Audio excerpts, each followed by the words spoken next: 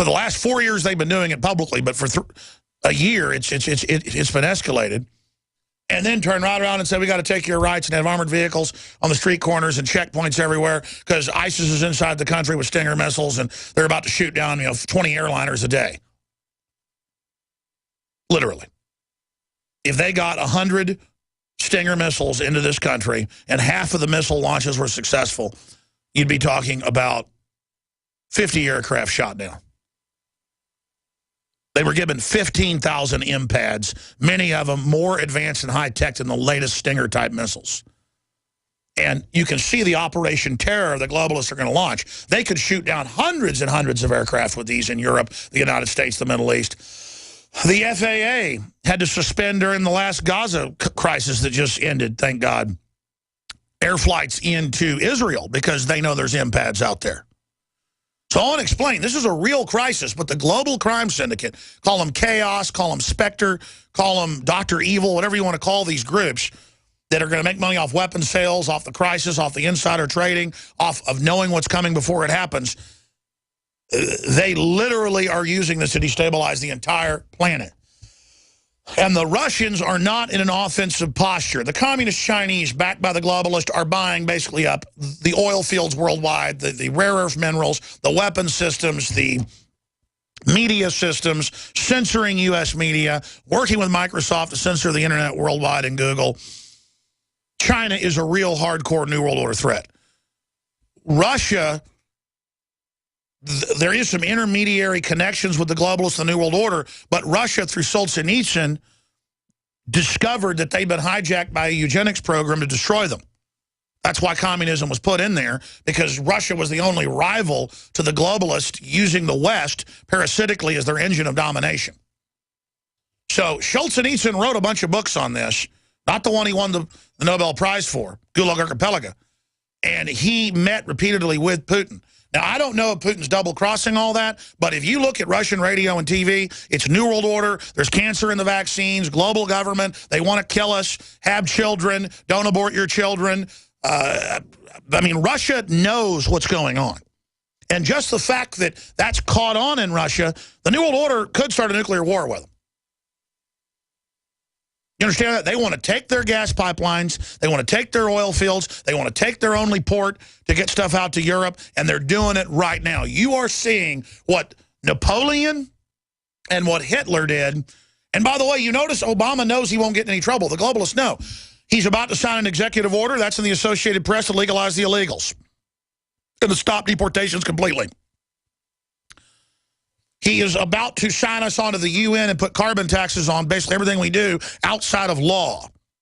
And Rand Paul said, the senator said, you are not a king. Well, if he doesn't go to jail, he is a king. And now the establishment sets the precedent to whoever they put in as their puppet dictator will be a dictator in fact. An elected dictator. Because it won't matter. Once you elect them, they act dictatorially. So you can see it on every front. The globalists are taking down Africa. They're taking down Europe. They're taking down Latin America. They're taking down Asia. They are taking everything down. I'm skipping this network break. It's too important. That means our dear station shouldn't be covering this up because it's a network break. This costs us $3,000, $4,000 every time we skip it. But it's that important, I'm skipping it. Ladies and gentlemen, do you realize the magnitude of what we're facing? Stuff is so hardcore that it's disrespectful. You know, they'll have some O.J. Simpson verdict or they'll have some hyped up Miley Cyrus thing, and talk radio will suspend commercials for a whole day sometimes. I feel like I ought to suspend them, period. We ought to be on our knees. Everybody should be at church right now praying to God that this Cuban Missile Crisis Part 2 comes to an end. But this time it's not the evil communist Russians trying to put missiles in Cuba. It is the West moving missiles to shoot down their missiles so there can be a first strike on Russia. And Russia sees the missile cruisers coming in. They see the systems to shoot down their response strike. They see the mercenaries, Al-Qaeda being turned loose all over their borders, from Chechnya, you know, right through to Russia proper, blowing stuff up. And it's Western-backed. They don't even hide the fact that the CIA is arming Al-Qaeda groups to attack Russia. So you can see the massive double cross. And again, They're shutting off our power. They're shutting off our jobs. They're shutting down our coal power plants. They're passing more taxes here to shut us down. Just those are sanctions. Obamacare is a sanction on our medical care system, on the average person, and 7 taxes on blue-collar workers and poor people, and a total of 20-plus taxes. On record. You're now feeling it. You're now seeing it. Same thing with Russia. So we have a lot of solidarity with the Russian people and the people of the EU who are being hurt by these sanctions. It's hurting our markets, but the globalists don't care because they're going to be the last men standing when they've consolidated the global economy. And Putin has gone, call Ray McGovern, see if we can get him on. I want to get an analyst on about this right now. Because if they see a missile fired into their territory, Russia will launch on warning is the default, and it will be the end of the world as we know it. Or a large portion of the earth will die, like out of Revelations or something. You don't hear a lot about America in Revelations, do you? It's like we're going to be blown away. Why are all the elite leaving the country? I'm not saying this is going to happen, but let me tell you, it is in the cards. It's like Russian roulette, ladies and gentlemen, pun intended, with 6 bullets in the chamber, and the globalists are so arrogant and so full of bravado and chutzpah that they are rolling that cylinder and then putting it to their head and pulling the trigger, and our head as well. And I am sick of it. I'm sick of them rolling that cylinder, putting 1 bullet in, shutting it down, playing Russian roulette with our lives. And let me tell you, I've studied the psychology of the Russians. I know the CIA has, the anthropologists have, the sociologists, the rest of them. You had one of the former deputy heads of the CIA come out yesterday. Kit Daniels wrote about it at Infowars.com and say it's time for us to kill Putin, or it's time for the KGB elite, the FSB, to kill him, or we are going to come after you. And they're taking all those rich KGB guys' bank accounts. They're messing with them. They're doing dirty tricks. They've got black ops in Russia messing with their families, trying to get the Russians to start a war. And it is because the New World Order has advanced weapons and things. It won't matter. Let's say they shoot down 98% of the nuclear missiles. Russia's got 10,000 Topol M's, railway-fired, medium, long-range, submarine launch, cruise missiles, way more than 10,000. What is 1% of 10,000? 100. 100 missiles make it in. The average missile, let's say, has 10 devices in it, 10 MIRVs. 5 of them are decoys. So what's 5? 5 of them are decoys, 5 are warheads. That's a low number. Some might have 20 packages, 10 are warheads. Or sometimes an entire package will be warheads. You got cruise missiles that come in and fire other cruise missiles off of them to basically get the targeting systems off so that the dummy cruise missiles with bigger signatures get shot down. I mean, is this really what we want? Probably. Because subconsciously, we want to join the 54 million aborted babies, don't we? Subconsciously, we know we're a wicked nation. Subconsciously, we know we're bad. Subconsciously. And so we're kind of rooting for nuclear war and the end of civilization.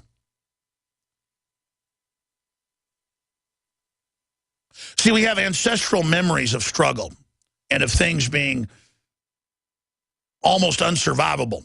And in that, we find our greatest moments. But see, humans have a will to go into crisis. It's almost an ancient form of entertainment to have war or crisis. It's a bunch of drama. But you can't do that with airborne Ebola. You can't do that with airborne mousepox. You can't do that with hydrogen bombs and X-ray lasers and super neutron-based antimatter reactions. Oh, that's a highly classified weapons program you just heard about right there. Air Force slipped up and gave a briefing on it. San Francisco Chronicle 10 years ago, look it up. And I brought that up to nuclear engineers I know worked in the Pentagon. They would turn white.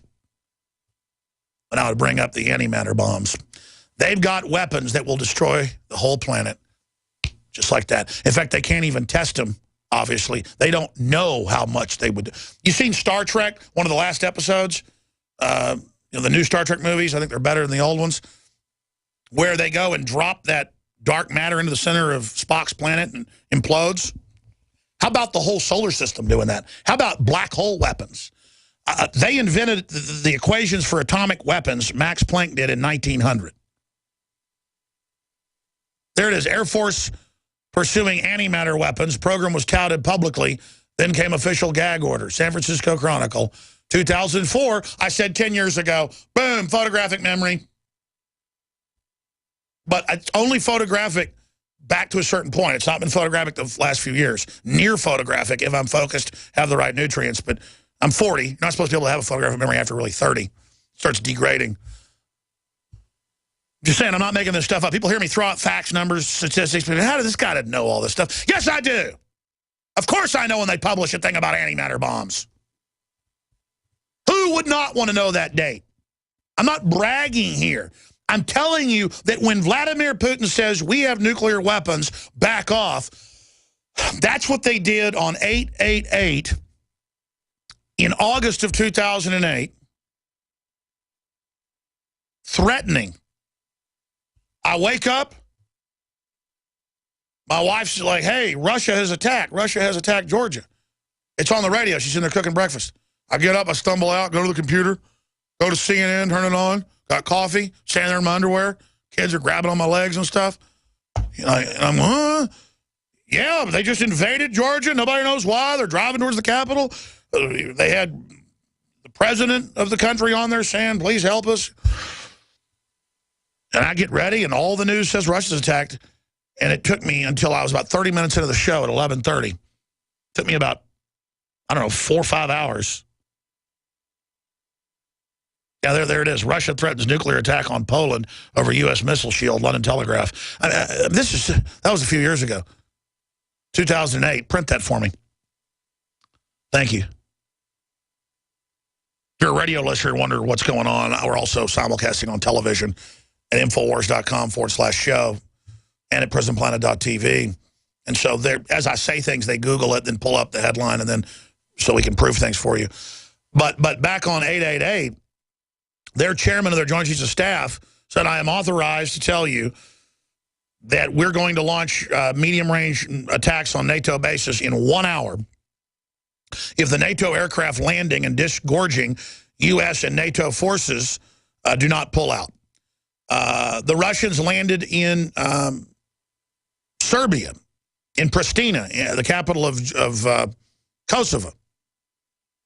When they were bringing in the Muslim forces and ethnically cleansing, they tried to take that Russian air base, and the Russians landed and said, okay, we're preparing for nuclear war. And the head of NATO refused the order. The British head, I forget, it's General Jackson, I think it was General Jackson, refused the order. And he said, I am not going to go down in history books as the guy that started World War III. Everyone knows the Russians don't ever threaten anything unless they're going to do it. They've been all nice. Oh, please don't take our military bases. Please don't take our gas pipelines. Please, we'll work things out with the West. In fact, we'll even let you have 90% of the country. Fine, the EU can eat Ukraine. Don't move missiles in. Stop. Stop. Stop. CIA head goes there provocatively, commanding all these forces, attacking the Russian-held areas. I mean, what do you expect? I mean, Putin could be Hitler. It's Hitler with nuclear weapons, folks. But he's not Hitler. It's the globalists that are expanding and pushing and starting all this. And if you just joined us, Vladimir Putin has come out and said, don't mess with nuclear Russia. It's best for you not to mess with us. Putin spoke easily with students, many of whom looked to be asking scripted questions. Oh, like our press conferences aren't scripted with Obama. Give me a break. Listen, if you're going to say those are scripted, say, as ours are scripted. See, because I tell you it's scripted here and it's scripted there. I'm sick of this. Oh, my gosh. Russians torture people sometimes. Oh, my gosh. But we never do that, right? And you don't spy on people either, right? I'm just sick of the hypocrisy, sick of the fraud, and sick of you people.